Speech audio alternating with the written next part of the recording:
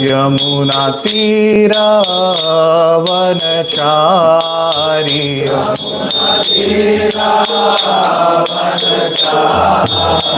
यमुना तीरा वनचारी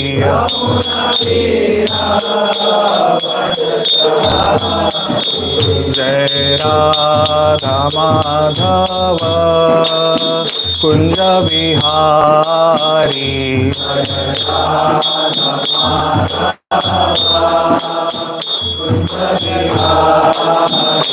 हरे कृष्णा कृष्णा कृष्णा हरे हरे हरे राम राम राम हरे हरे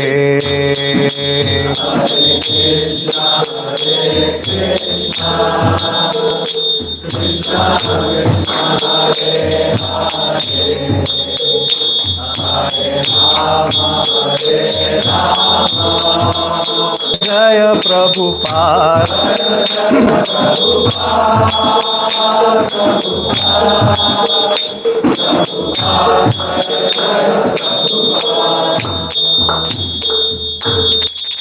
श्रील प्रभुपाद की ग्रंथराज श्रीमद् भागवतम की जय गौर प्रेमानंदे Hari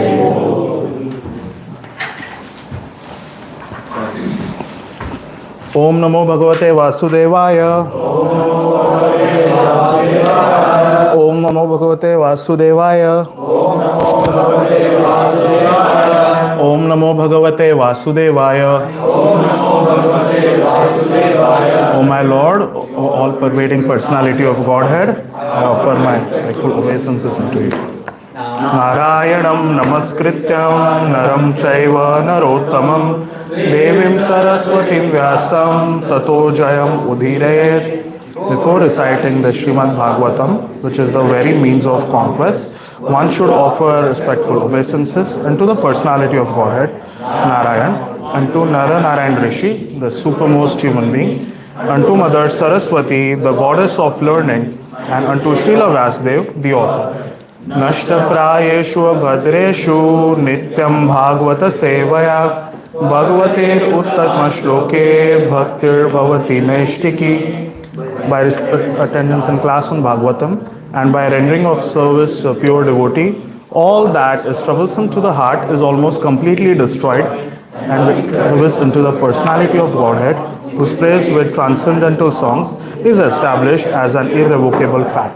Om Ajnanatimirandasya Jnananjana Shalakaya Chakshurun Hiridamena Tasmai Sri Gurave Namaha. In the darkest of ignorance, and my spiritual master opened my eyes with the torchlight of knowledge. I offer my respectful obeisances unto him. Sri Chaitanya Manobhishtam Stapitam Yena Bhutale Swayam Rupa Kadamahyam Dadati Swapadantikam Vandeham Shri Guru Shri Uta Padakamalam Shri Gurum Vaishnavamscha Shri Rupam Sagrajatam Sagana Raghunathanvitam Tam Sajivam Sadvaitam Savadutam Parijana Sahitam Krishna Chaitanya Devam Sri Radha Krishna Pada Sahagana Lalitam Shri Vishakham Vitamscha. He Krishna Karuna Sindhu Dina Bandhu Jagatpate Gopesha Gopika Kanta Radha Kanta Namostute Tapta Kanchana Gaurangi Radhe Vrindavaneshwari Vrishabhanu Sute Devi Pranamami Hari Priye Vansha Kalpatarubhascha Kripa Sindhobhya Evaja Patitanam Pavanebhyo Vaishnavebhyo Namo Namah. Jai Shri Krishna Chaitanya Prabhu Nityananda Shri Advaita Gadadhar Sadi Gaur Bhakta Vrinda. Hare Krishna Krishna Krishna Hare Hare Hare Rama Rama Rama Hare Hare. Mukham karoti vachalam pangum langhayate girim yat kripatam ham vande Shri Guru Dinatarinam Paramananda Madhavam Shri Chaitanya. Hare Krishna. Thank you so much for your attendance in the class of Srimad Bhagavatam. And now we are on Canto 8, chapter number 2. And today we will be going through verses 20 to 33. And yes, and then we will be deep diving into verse number 20. So we can start one by one with the translations, please. The leader of the elephants who lived in the forest of the mountain Trikuta once wandered towards the lake with his female elephants. He broke many plants, creepers, thickets, and trees, not caring for their piercing claws. Text 21. Simply by catching scent of that elephant, all the other elephants, the tigers, and the other ferocious animals, such as lions, rhinoceros, great serpents, and black and white sarthaks, fled in fear. The Chambari deer also fled. Text 22. By the mercy of these ancient animals like the foxes, wolves, buffaloes, bears, boars, gobuchas, porcupines, monkeys, rabbits, the other deer and many other small animals lie elsewhere in the forest. They are not afraid of it. Surrounded by the herd's other elephants, including females, and followed by the young ones, Gajapati, the leader of the elephants, made Trikuta mountain tremble all around because of the weight of his body. He was perspiring, liquor dripped from his mouth, and his vision was overwhelmed by intoxication. He was being served by bumblebees who drank honey, and from a distance he could smell the dust of the lotus flowers, which was carried from the lake by the breeze. Thus, surrounded by his associates, who were afflicted by thirst, he soon arrived at the bank of the lake.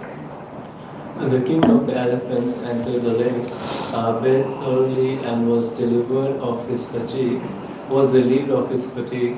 Then, with the aid of his trunk, he drained the cold, clear nectarine water, which was mixed with the dust of lotus flowers and water lilies, until he was satisfied.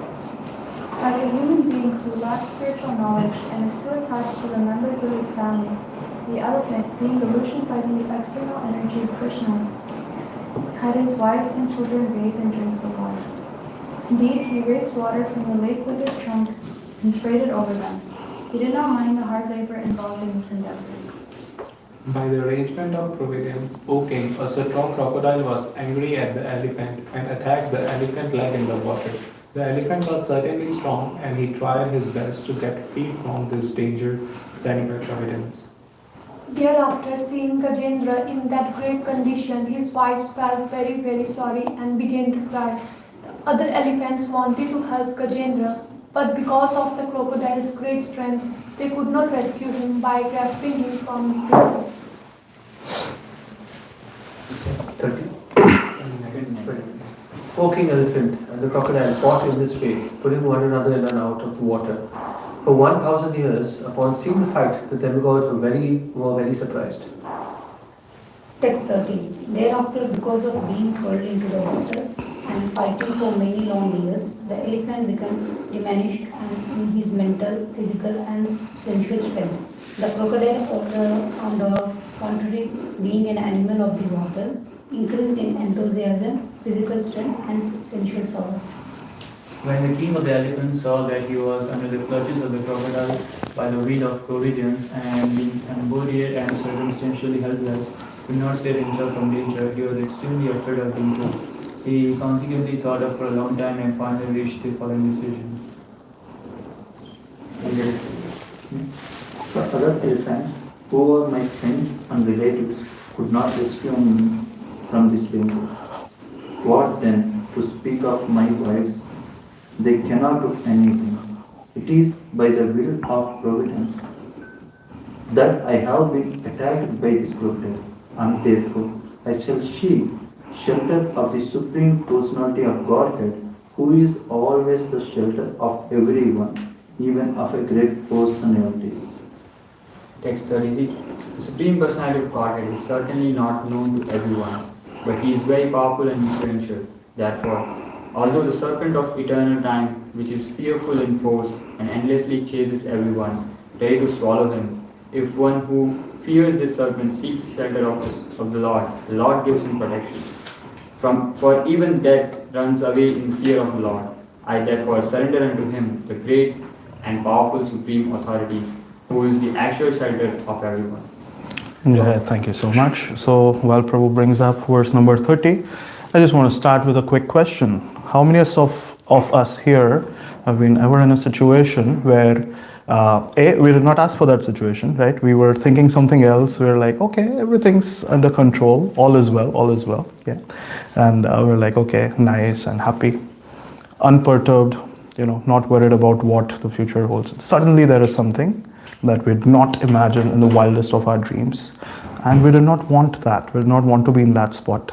And worse, we're trying to call out to maybe, just call our family, friends, and at that moment, everybody decides to be busy or nobody's really able to help you. You feel more and more helpless and it's just draining your strength. Has it ever happened with anyone? Don't worry, we'll not make you share what happened. I'm sure almost like 90% of us here have been in that situation. And today is exactly what we are going to discuss. This is the theme of it. So without further ado, let's deep dive into verse number 30. So we'll do the Sanskrit first. Please repeat after me and then we can do one line per person.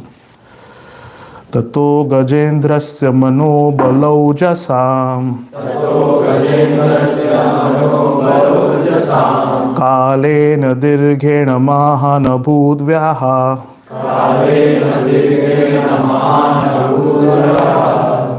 vikrasya manasya jale avasidato viparyayo abhuta sakalam jalokasa. Maybe we can do one line per person. Tato gajendrasya mano balojasam. Tato gajendrasya mano balojasam. Kalena dirghena mahan bhudavyaha. Kalena dirghena mahanabhudvyaha. Vikrasya manasya jale vasidato. Vikrasya manasya jale vasidato. Viparyayo abhut sakalam jalokashaha. Viparyayo sakalam jalokashaha. Tato gajendrasya manobalojasam. Tato gajendrasya manobalojasam. Kalena dirghena mahanabhudvyaha. Vikrasya manasya jale vasidato. Vikrasya manasya jale vasidato. Viprayo bhuta sakalam jalokasa. Viparyo bhuta sakalam jalokasa. Tato gajendrasya mano balojasam. Tato gajendrasya manobalojasam. Kalena dirghena mahan abhudavyaha. Kalena dirghena mahanabhudvyaha. Vikrasya manasya jale vasidato. Vikrasya manasya jale vasidato. Viparyayo abhut sakalam jalayukush. Viparyayo abhuta sakalam jalakasha. Tato gajendrasya mano balojasam. Tato gajendrasya manobalojasam. Kalena dirghena mahan abhudvyaha. Kalena dirghena mahanabhudvyaha. Vikrasya manasya jale vasidato. Vikrasya manasya jale avasidato. Viparyayo bhuta sakalam jalokasa. Viparyayo bhuta sakalam jalokasa. Tato gajendra namo balojasam. Tato gajendrasya manobalojasam. Kalena dirghena mahanabhudvyaha. Let's do together. Vikramasya jale avasidato. Viparyayo abhuta sakalam jalokasa. Thank you. That was a phase 1. Phase 2 is where we talk about each Sanskrit and the synonym. So what we'll do is we'll recite it together. Tata thereafter. Gaja Indrasya of the king of the elephants. Mana of the strength, enthusiasm. Bala of the physical strength. Ojasam and the strength of the senses. Kalena because of years of fighting. Dirghena prolonged. Mahan great. Abhut became. Vyaya the expenditure. Vikrasamanasya who was pulled by the crocodile. Jale into the reduced mental, physical, and sensual strength. Viparya, the opposite. Both became. Sakalam, all of them. Jala, the crocodile was water. Translation and purport by His Divine Grace, A.C. Bhaktivedanta Swami Srila Prabhupada. Srila Prabhupada ki. Thereafter, because of being pulled into the water and fighting for many long years, the elephant became diminished in his mental, physical, and sensual strength. The crocodile, on the contrary, being an animal of the water, increased in enthusiasm, physical strength, and sensual power. So, for reading the purport, we will just divide and conquer. Anyone born in January here? No. All of us are born in January? That's good. I know someone. Yes, please, go ahead. In the fighting between the elephant and the crocodile, the difference was that although the elephant was extremely powerful, he was in a foreign place, in the water. During 1,000 years of fighting, he could not get any food, and under the circumstances, his bodily strength diminished. And because his bodily strength diminished, his mind also became weak, and his senses less powerful. Thank you. Anyone born in Feb? Yes, Prabhu, go ahead. The crocodile, however, being an animal of the water, had no difficulties. He was getting food and was therefore getting mental strength and sensual encouragement. Thus, while the elephant became reduced in strength, the crocodile became more and more powerful. Now, from this, we may take the lesson that in our fight with Maya, we should not be in a position in which our strength, enthusiasm, and senses will be enabled to fight vigorously. Thank you. Any March-born people here? Yes, please. Our Krishna consciousness movement has actually declared war against the illusory energy in which all the living entities are rotting in a false understanding of civilization. The soldiers in this Krishna consciousness movement must always possess physical strength, enthusiasm, and sensual power. To keep themselves fit, they must therefore place themselves in a normal condition of life. Thank you. April? Yes, please. Yes, whoever was born in April, go ahead. He was also born.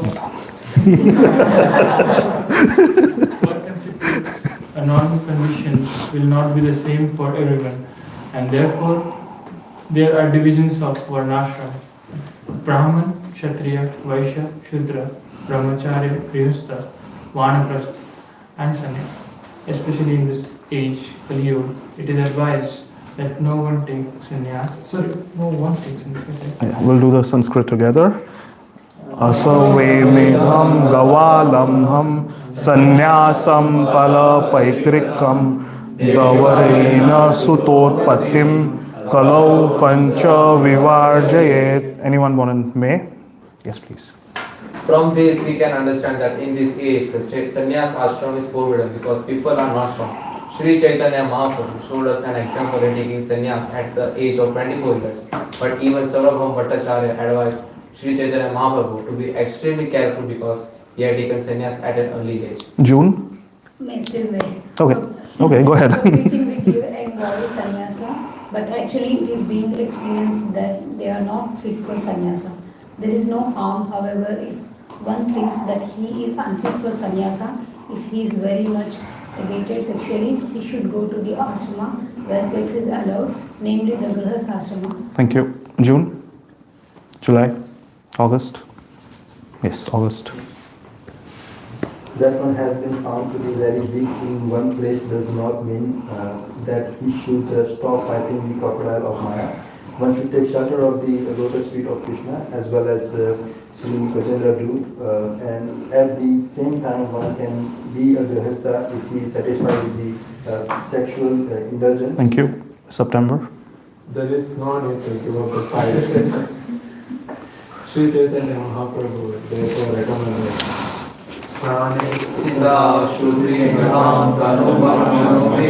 Thank you, Prabhu. Venkatesh Prabhu, do you want to? One may stay in whichever ashram is suitable for him. It it is not essential that one takes sannyas. Thank you. October? Yes, Prabhu.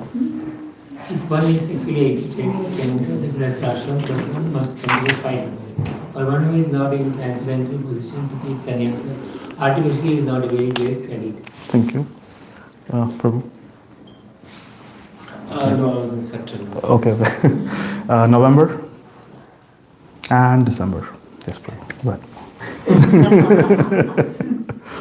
If sannyas is not suitable, one may enter Grihastha ashram and fight Maya with great strength, but one should not give up the fighting and go away.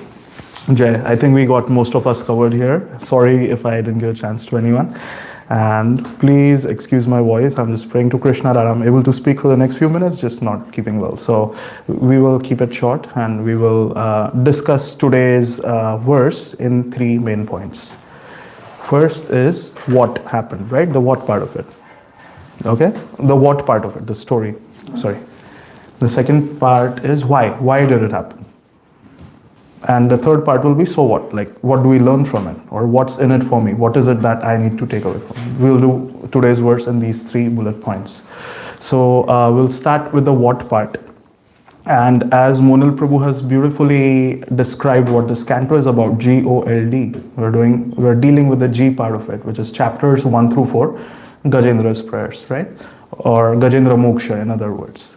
So in a nutshell, there long ago, there was a beautiful place called Trikuta. Trikuta means 3 peaks, very beautiful mountains.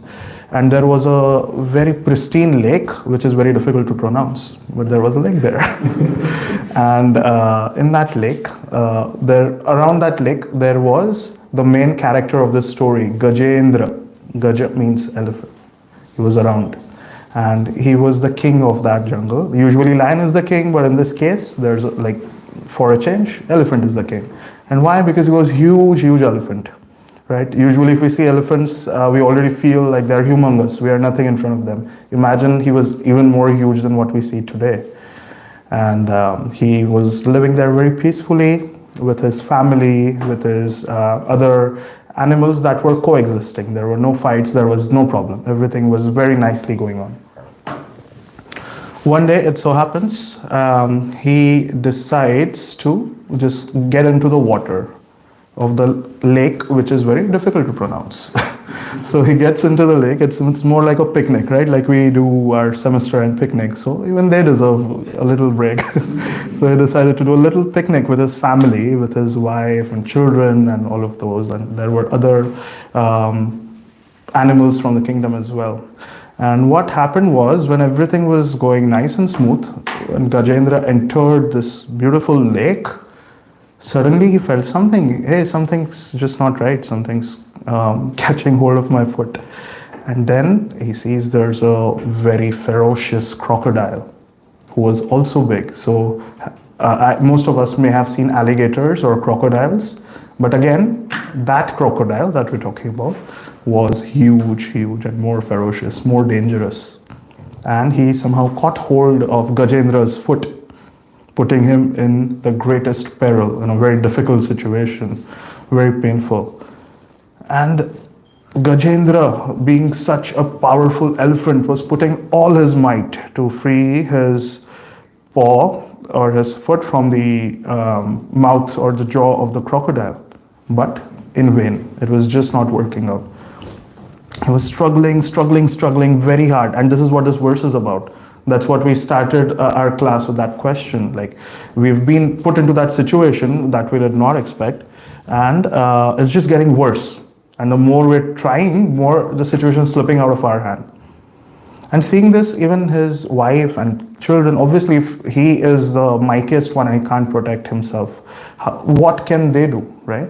They backed out. They were praying and they were sad for him, like, hey, let this not happen to him. But unfortunately, this is what happens when we're stuck. We're all by ourselves. Or are we? Well, we might think that we're all by ourselves because our so-called friends, family, nobody is there to take care of us or to salvage the situation for us. We have to deal with it. And that's what Gajendra was trying to do, but in vain. Here in this verse, it's very beautiful. It said he was losing his physical, mental, and sensual strength. So see, one day goes bad at work or at school and we lose our mental health. We become frustrated. Imagine what he is going through, right? Being the king of the jungle, who's not able to save himself because of the situation. This is where the story is at. And just to give you a little spoiler of what happens next is, he remembers something from his past life, does that, offers a prayer to Lord Vishnu, who ultimately becomes satisfied by his prayers full of surrender. He comes there to save him and cuts off the crocodile's head with Sudarshan. But you'll see that in the upcoming chapter, so I don't want to go much into that. But yes, don't worry, the hero is not dying. Or I would say the hero is not vanishing. And there's a reason why I use that word. I'll come back to that. So this is what happens. And because the prayers that he's offered were so powerful, he just did not, he was thinking in terms of his spiritual duties and not really keeping it limited to his current situation, the current peril. He has not only that, but also said, may I also continue the spiritual strength and get back to that post where I can serve you. And this is what pleased Lord the most. The Lord comes, saves him. He comes on his Garuda to save him. And then seeing the Lord come, Gajendra very beautifully offers a lotus flower to the Lord, right? Patram Pushpam Phalam Toyam, as we know. And that's it. That's the what part that we need to know. Now, what was the second part I said? Why this happened, right? Like, we feel so bad to see the main character in so much trouble, especially if they've been good. Like, what did he do to deserve this?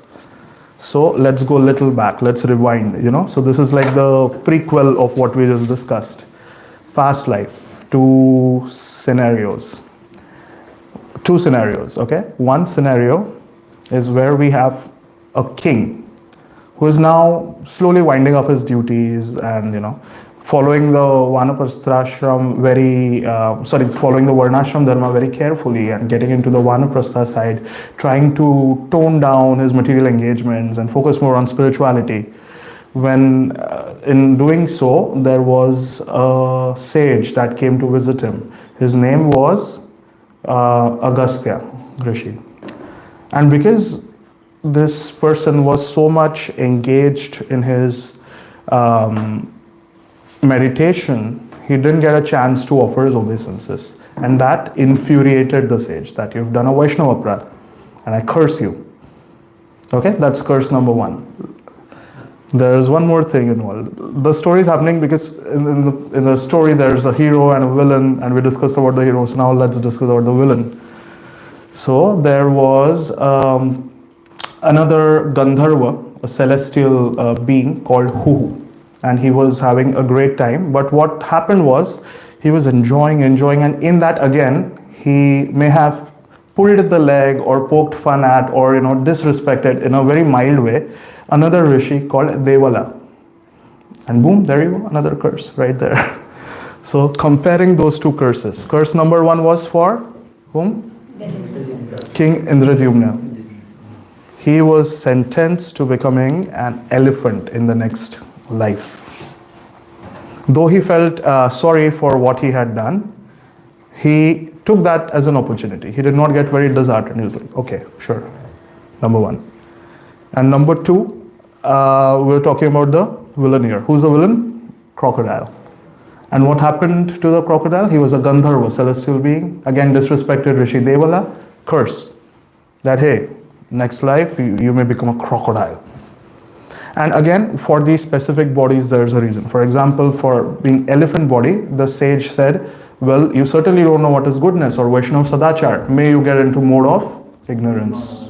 That's why a body like an elephant, where you will not have any understanding of what your duties are. And here, the second case, he makes himself into a crocodile.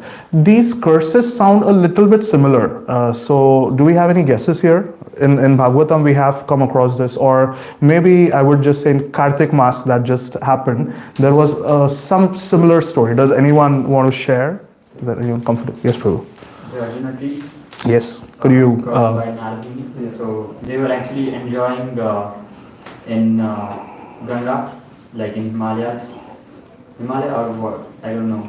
there, and Narmuni happened to pass by, and still they were intoxicated, they were naked, they were not actually also wanting to cover their bodies. So Narmuni cursed them that, you are not having respect for the sage, and you are not covering your bodies, so you may become priests. So yeah. Great story, Prabhu. The names of those, they were Kuber's sons, Manigriv and Nalakuvera.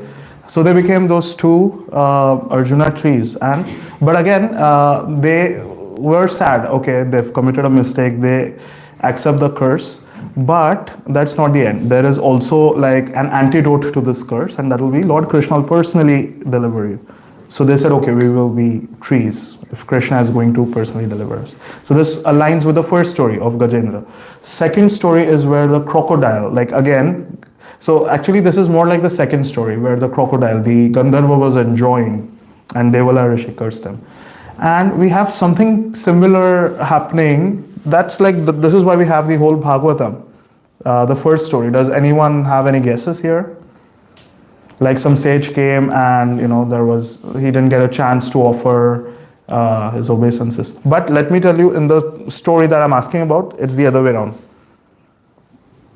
So it happened with Parikshit Maharaj. Anyone wants to talk about it? Anyone wants to share? Yeah, when Parikshit Maharaj was roving around the world, he became very thirsty, and he went to one place of a sage. But the sage was doing his tapasya, so he was not giving permission to Parikshit Maharaj. So Parikshit Maharaj was very angry, and he threw a dead snake onto him. But when he went outside, he was felt guilty, and then the son of the Brahman, so he gave curse to Parikshit Maharaj that you will be going to die in 7 days. But he ended up getting Bhagavatam. He got Srimad Bhagavatam from Shukdev Goswami. None other than Shukdev Goswami, live 7 days fasting, right? And every single word was being absorbed like a sponge, because he knew that in 7 days it's the end. So he wound up everything material and great stories, Prabhu, right? So there are so many parallels in Bhagavatam, and this is, I find it personally interesting to learn it this way. When the theme is similar, it becomes easier to. So here we discuss a total of 4 stories, right? That's so great. So that's the why part of it, as promised. And last few minutes we'll discuss the so what part, what's in it for me. Okay? Very first learning, don't mess with the sages.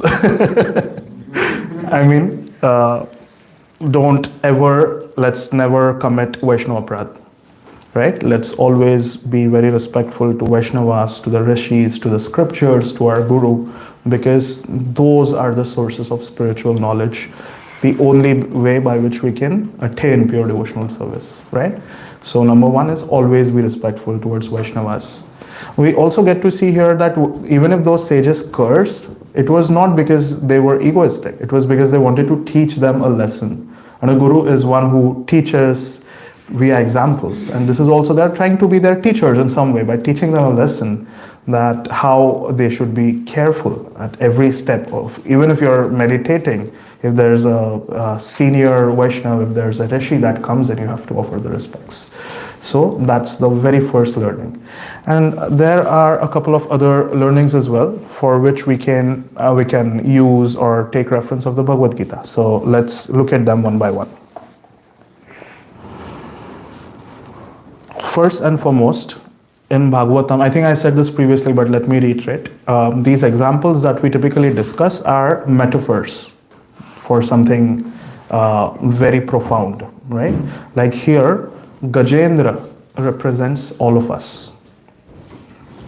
And the water is the material world, where we are trying to rejoice, thinking everything is nice and acting as per our arrangements. But there is always the danger of crocodiles. And what is that crocodile? Maya. There's different interpretations to that. Yes, that's time. So if Gajendra was like, oh, I'm having the best time of my life, but no, it was being pulled down. And here we saw, in the water, crocodile is powerful. We don't have a say there. On the land, Gajendra might be the mightiest one. If the crocodile came, Gajendra would have smashed the skull, but no.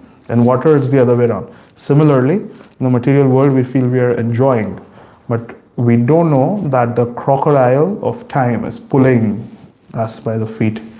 So there are many things that we want. Oh, they're perfect, everything's going on well. We want to maintain them or hold on to them. Like our youth, right? If we look very fresh and very beautiful, very handsome in our youth. So we're like, let this never fade away. I want to remain like this till I die. That's not going to happen. Your knowledge, your remembrance, forgetfulness, all of that. Krishna says in the 15th chapter, from me comes remembrance, knowledge and forgetfulness, 15:15. So we have to be careful about that. And we can also look at the crocodile as a symbol of different types of danger or threefold material miseries that can set in, right? So what are the threefold material miseries starting from outside to inside? Adi Daivik, which is caused by demigods. Example? Adi Daivik means the tsunamis and all. Flood, tsunamis, volcano, at times naturally caused wildfires. B. Adi Bhautik. And Bhautik examples are? Relatives, friends. Yeah. Mosquitoes. Crocodiles. Snakes. Right? Anything, or maybe even those who we consider friend, but they are snakes. Right? Sorry? Ugliness. Becomes ugly. Ugly, yes. So, yes, anything surrounding us. Anything which is not caused by myself but by other living entity unto me. It could be an insect, it could be a microbe, it could be a bacteria, virus, or it could be a dinosaur. That's all Adi Bhautik. Nowadays, it's just mostly caused by other people. Animals unnecessarily don't interfere, right? If they, as a part of the food chain, as long as their hunger is satisfied, they're not going to go and bother. Like they say this thing about the lion. Lion will not unnecessarily hunt. When it's hungry. Yes, if you've visited those zoos or maybe even Gir forest in Gujarat, you might see lions lazing around because they're done. They're well fed. They're done for the day. They're not going to come and attack every random person. So we can learn so much from animals, but human beings, you never know. Like everything's going to, and snap, there's a quick attack, right? And the third one, is Adhyatmik, which means from within. Can you give some examples? Depression and anxiety, the biggest killers of today. You get it? Disease, or what? Like self-caused disease, like Self-caused disease, like cancer or anything that is happening from your body. That's not obesity, like a lifestyle choice, right? Or diabetes or blood pressure. It's because of external food or something? It's a mix of, yeah, because you did not take certain precautions and then you got it. Or maybe it's very cold and you decide not to go out without a jacket. Something as simple as that, right? It's caused by you. It's caused by you. Or some self-inflicting, self-inflicted injuries or overthinking, all of that. Those are adhyatmic.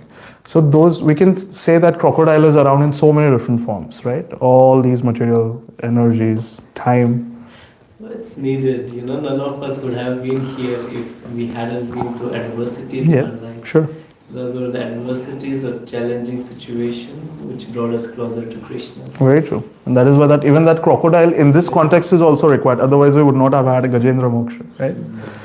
So all these things are put in place so as to teach us certain things. So we just discussed how we, the souls, are trapped in this material world, trying to enjoy, but we're actually being pulled by the effects of time and threefold material miseries.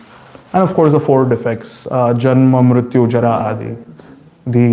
What is that? Birth, old age, disease. Yeah. Nobody can overcome that. Apart from that, what other theme do we learn in this whole pastime? So we learn about the setting, right? We learn about who is what. What else do we learn from this pastime? what to do. What to do? Surrender. But before that, let's get one step before and why Krishna puts us in this situation, right? Because we say not a blade of grass moves without Krishna. So again, it's not that he has some personal grudge against us. It's just because when we start becoming overconfident, the teacher has to teach us a lesson that we'll remember for life and not commit those mistakes again, right? So, and Krishna chooses his sincere devotees to be examples to others at times as well. And they take it, they accept it. Even if it's a curse, they'll accept it, right? So, again, because Krishna says, from him comes remembrance, knowledge, and forgetfulness. Bhagavad Gita, 15th chapter, 15th shlok, or 15th verse. So, what does that mean? In this case also, that remembrance of what he had done, or what Gajendra had done in the past life and offered those prayers, that came by Krishna's grace. And because of Krishna's grace, he could recite some of those prayers. And who came? Krishna came to save.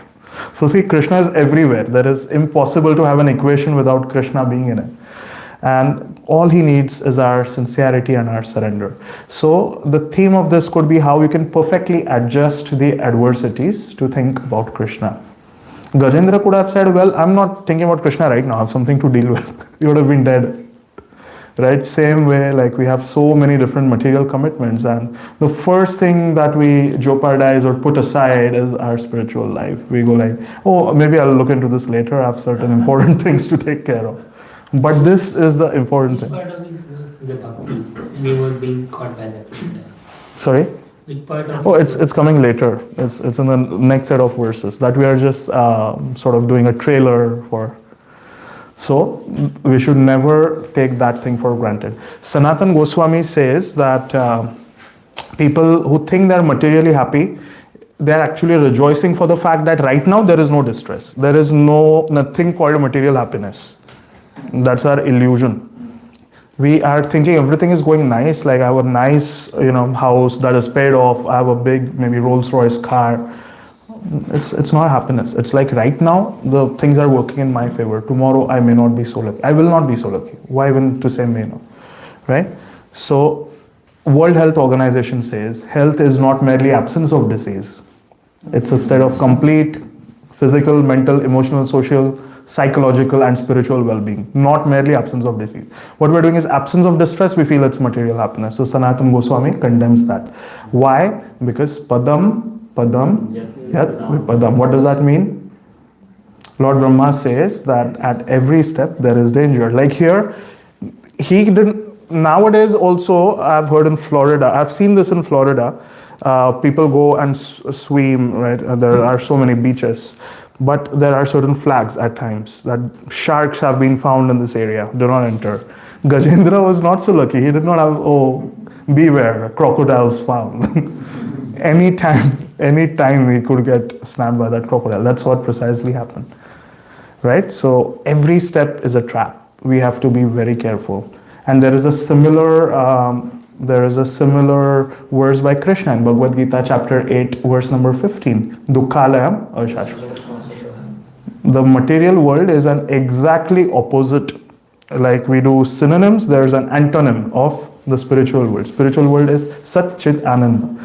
So eternal, blissful and full of knowledge. Here it's full of ignorance, there is no bliss. On the contrary, there is distress and it's not eternal.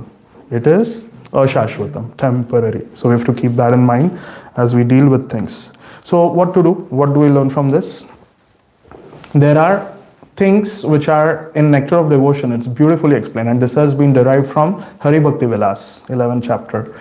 Do things which are favorable for devotion and give up those that are unfavorable. And one of those 6 items, these are 2, and the last one is the most important, surrender.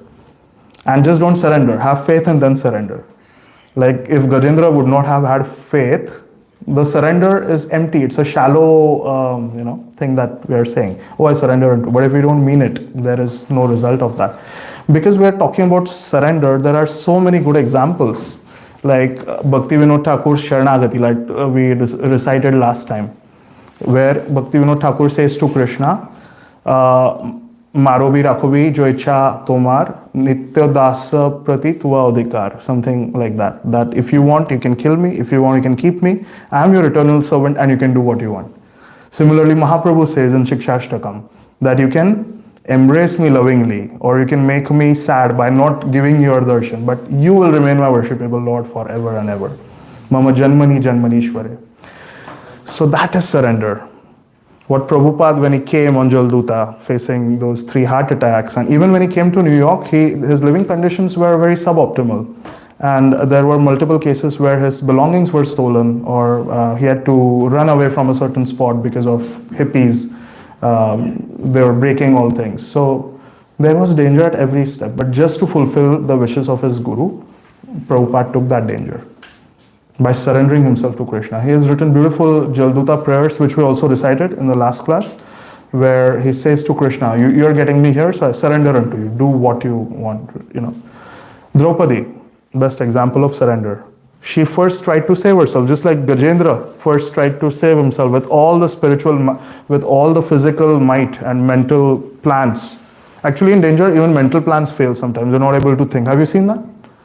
We are in some situation, we don't know what to think. Usually we have so many good ideas, but that moment we don't get it. This is what is happening in this case as well. So Draupadi, Gajendra, there is common theme, surrender. So many examples. Prahlad Maharaj, he never prayed for his protection, that, oh, let me be alive and let my father. He never said that. He just kept himself devoted to the Smaranam aspect, actually all of the 9 aspects. Atmanivedanam, he had given himself completely to Krishna. He had surrendered himself completely. Dhruva Maharaj, so many examples. Bhagavatam is full of those. So, in the interest of time, the key essence here is, if we surrender, we can make the best use or the best bargain of any bad situation. So, with that being said, thank you so much for your attention, and we will use the last maybe 5 minutes for any questions, answers, realizations.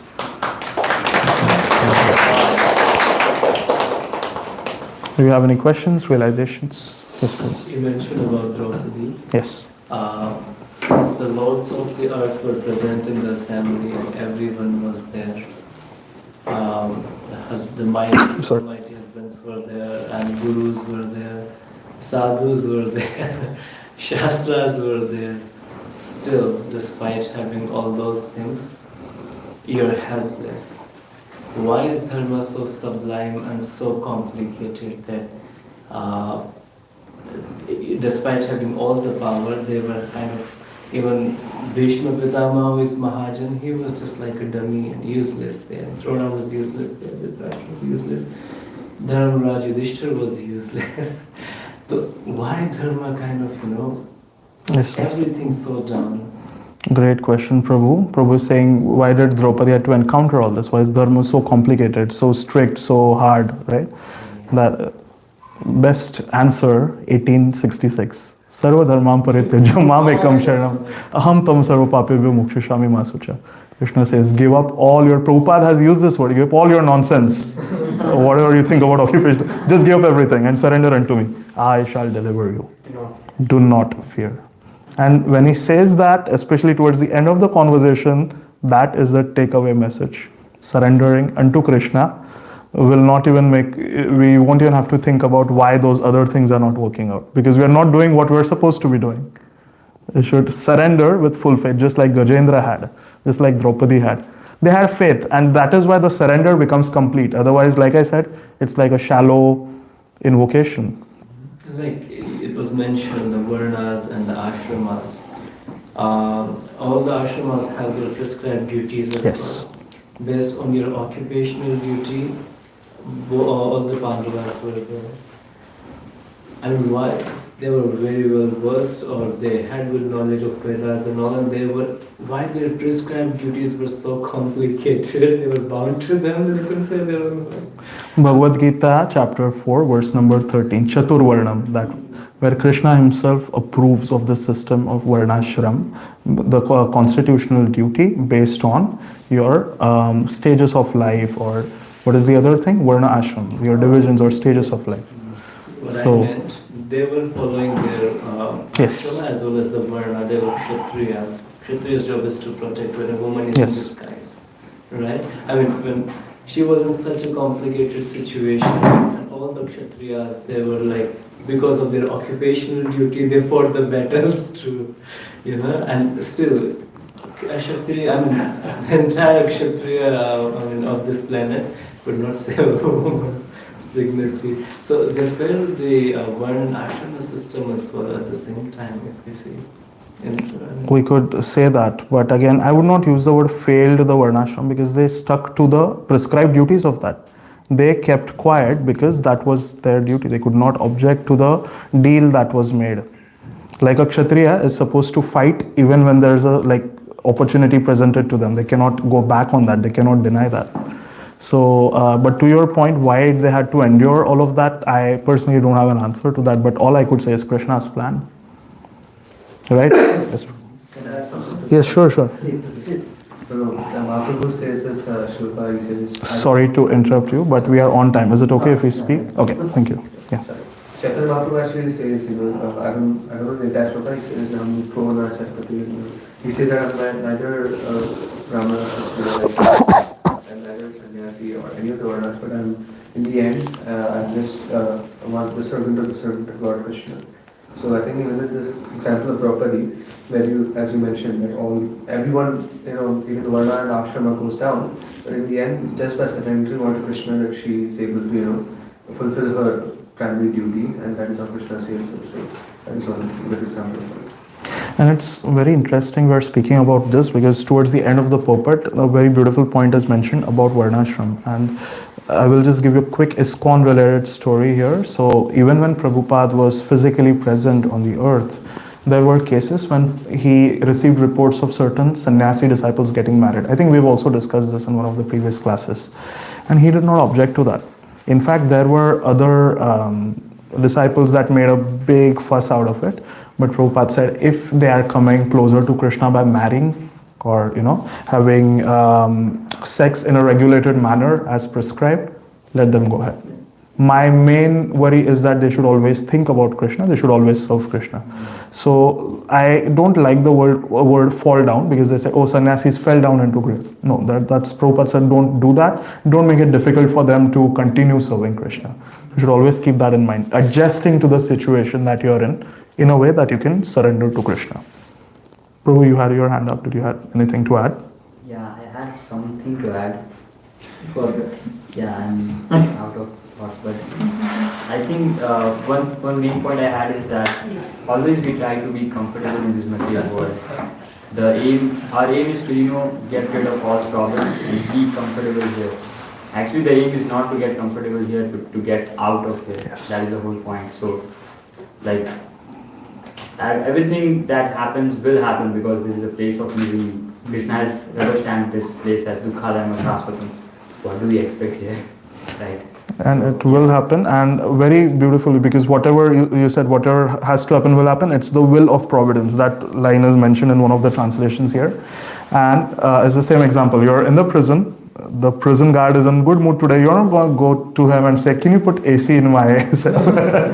Or can you give me a foam mattress or whatever. You'll just say, can I just get out of here? That's what our aim should be. This is already going to be a miserable place. Let's not try to make it more comfortable. Let's use the resources what we have, serve Krishna, and get out. You had a point to add? I have a question actually. Yes. So Prabhupada says everybody should place themselves in a normal condition of life. Sorry, could you say that again? Everybody should place themselves Yes. in a normal condition of life and should always try to keep their bodily and mental strength strong. So how much can we apply this in terms of the material world is hard, but we should also still try to keep ourselves fit for Krishna? Very, very beautiful question. How much of an endeavor should we put in? So, in one line, do what is required. Do as much as it is required. Let's not try to overdo it and overcomplicate it, because we have the right to put in our input till a certain spot, but after that it's the will of the providence. Karmanya eva adhikaraste ma phaleshu kadachit. You have rights on the input that you can put in, and so long as you are convinced that you're doing it with utmost sincerity and as prescribed, you should be good. Because what happens later is not, we should not even think of that. We don't have a right. And then we should surrender whatever we have done unto Krishna as an offering, and he will take charge of it from there. If that answers your question. Yes, Prabhu. So before that, I would like to add one thing. Yes. When it comes to Draupadi, the God gives his biggest responsibilities, but to the people who there are so many scholars that we see here, they have so much struggle, like they've gone through a lot, like Prabhupada, that who can fulfill them, they will receive it. That much surrender. Even Draupadi is one of them. She can fulfill them, that's why she gets it. No question. So we have to see in that way. And when it's come to my question, I heard it from in Bhagavatam, we have different versions in every region. In my region, there is a great poet from my ancestors, they talk about him. His name is Kalidas. He says when it's come to Gajendra, So at the starting, like you said, like in the beginning, you said the prayers are not very like the prayers of Gajendra is not very like deep or very I mean like not very strong.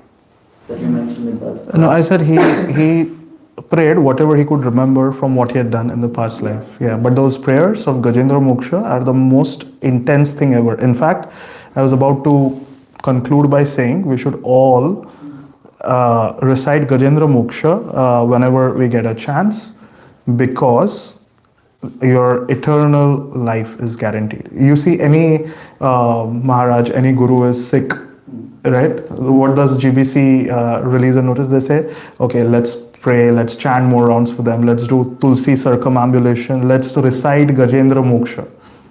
Because Lord has said to Gajendra that whoever recites these prayers of yours, or even thinks about this pastime, this lake, this mountain, shall be delivered. So it's very intense. It has a Shruti.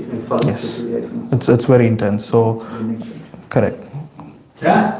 One last thing. Yes. What you said. Providential plans. Yes.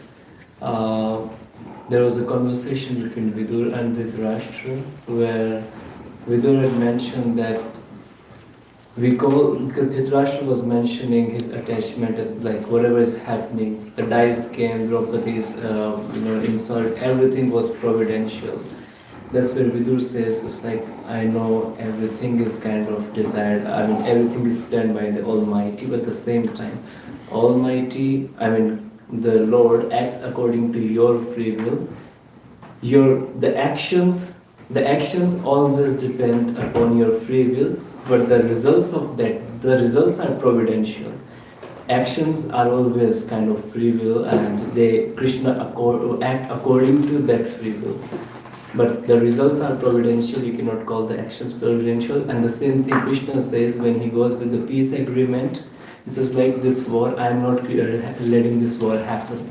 This war is being done by Dhritarashtra himself, so it's not providential, it's by his free will Choice. that he is attached. The action is based on free will, but the results are providential now. That now it will happen and things will go my way. Very true. Choices, because we are also qualitatively similar to Krishna. Krishna gives us that one quality of free will. He does not interfere with that. And because of the free will, we wanted to enjoy the material world, and there we go. He did not. He knew the perils. He sends people, he sends Hari Parshads like Prabhupada to make us aware that, hey, this is not the best bargain, but it's our free will. What do we do with that? Providence and free will, we sometimes mix it. Yes. Absolutely. Thank you so much for your engagement. I appreciate it. Very good.